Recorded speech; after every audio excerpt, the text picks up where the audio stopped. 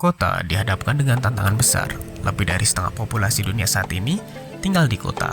Hal ini menyebabkan di sana menjadi sumber pencemaran terbesar, dan konsumsi sumber daya saat ini paling banyak di wilayah kota. Oleh karena itu, permasalahan yang dihadapi lebih kompleks dan perlu penanganan yang benar. Infrastruktur merupakan upaya dalam meminimalisir permasalahan yang ada di perkotaan.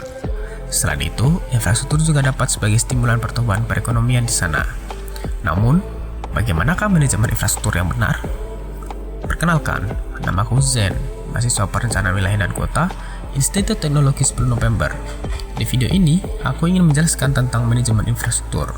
Materi ini didapatkan melalui kursus online yang diisi oleh Matthias Finzer, Professor of Management of Network Industries at École Polytechnique Federal in Lausanne, Switzerland. Oke, mari kita mulai membahas tentang manajemen infrastruktur. Manajemen infrastruktur merupakan upaya dalam mensinkronkan pembangunan, pemeliharaan, dan penggunaan infrastruktur pada sistem perkotaan agar dapat menjawab permasalahan di kota dengan efektif dan efisien.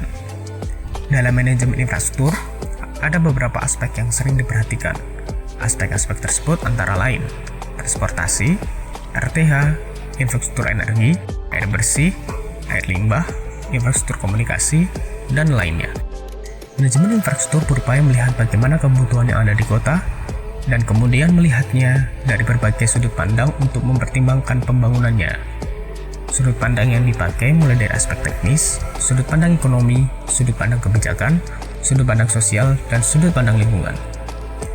Bagi para pembuat keputusan dalam kebijakan pembangunan, harus mempertimbangkan dari masing-masing sudut pandang. Pembangunan infrastruktur seringkali menjadi alternatif dalam penyelesaian masalah. Namun, perlu dilihat lagi infrastruktur manakah yang paling penting untuk dibangun terlebih dahulu.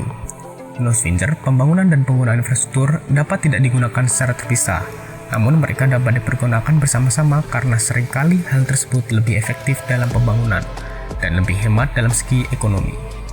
Dia menggambarkan pembangunan jalan dan telekomunikasi serta jaringan energi dapat disandingkan bersamaan dan hal tersebut dapat menjadi lebih efisien.